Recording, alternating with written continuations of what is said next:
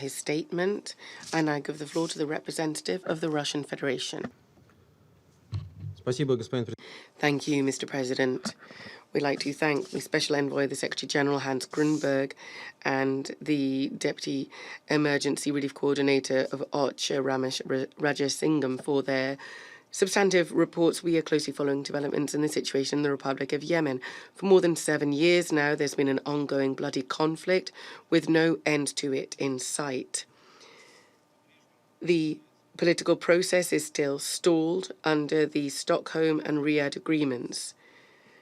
This is coupled with a widespread uptick in violence and increased hostilities on all fronts, including Marib and Shaba provinces. Stagnation in the political process is nearing the point of no return. After that, piecing back together the mosaic of the Yemen state just won't be possible. Given this, the international community should recognize that the reality is such that the parties have dug their heels in and are not prepared to relaunch direct negotiations under the aegis of the UN. In this context, the mediation efforts of the Special Envoy to bring the parties to the Yemeni conflict around the negotiating table are and will remain unsuccessful. We heard your views, Mr. Grunberg, Hans, especially as regards future plans, and we're prepared to support your efforts. However, it's becoming clear that making progress within the existing framework for Yemeni settlement, and I mean Security Council Resolution 2216, is no longer possible. The resolution adopted in 2015 has nothing whatsoever to do with the situation on the ground in the Yemen theatre of hostilities. The new reality is such that the political landscape and the balance of powers in the country has undergone significant changes, which Security Council Resolution 2216 quite simply does not reflect. In this regard, we see a real need for the Security Council members to review the bases for political settlement, whilst maintaining the central role of UN mediation efforts and the constructive contribution of states of the region. It is only thus that we can, not just in words, but in deeds, help Mr. Grunberg develop a new roadmap for settlement.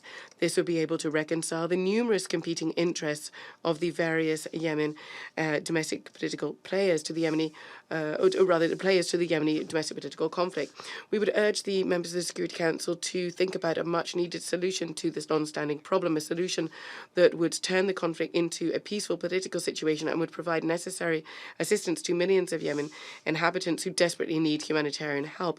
We see, however, that our ultimate aim is being to reach a comprehensive and long-term settlement to the numerous problems facing Yemen, and to a significant extent which are felt by Yemen's neighbouring countries. Unfortunately, we have to note that our Western colleagues, time after time, prove how quick they are to sacrifice the unity of the Council on Yemen.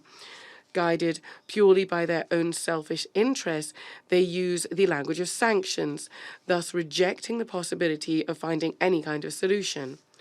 Once again, we reiterate that UN Security Council sanctions should solely be to push forward the political process in Yemen. Sanctions should not seek to up the ante on a particular party to the conflict. A source of serious concern is the serious humanitarian situation in Yemen. As we heard from Mr. Rajasingham, the situation, which is worsening day after day, is increasingly looking like a full-scale humanitarian disaster. We are seriously concerned by attacks on civilian facilities. We strongly urge the warring parties to strictly comply with the provisions of international humanitarian law and to swiftly and fully refrain from hostilities which are destroying non-military infrastructure and causing civilian casualties. Thank you.